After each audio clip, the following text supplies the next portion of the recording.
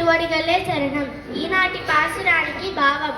ఈ పాసురంలో ఆండాల్ గోష్ఠి స్వామిని నిద్రలేపుతూ ఆ సింహాసనం మీద కూర్చోండి అని చెబుతున్నారు.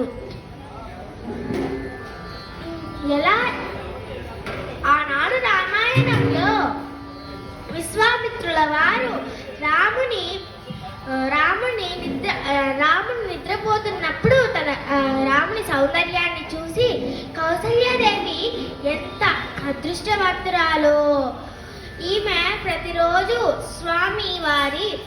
స్వామివారి నిద్రిస్తున్నప్పుడు సౌందర్యాన్ని చూస్తుంది అంటూ ఇలా పాడారు.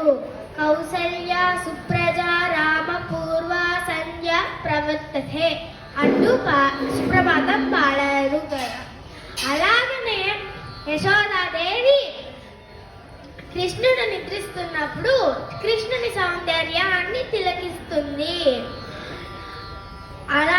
అలాగనే స్వామి, మేము ఈరోజు మీరు నిద్రిస్తున్నప్పుడు మీ సౌందర్యాన్ని చూస్తున్నాము. అప్పుడు స్వామి మెల్లగా కళ్ళు తెరుస్తూ ఉన్నారు. అప్పుడు ఈ ఆండాల్ గోష్ఠి, స్వామి మీరు అప్పుడే కళ్ళు తెరవకండి.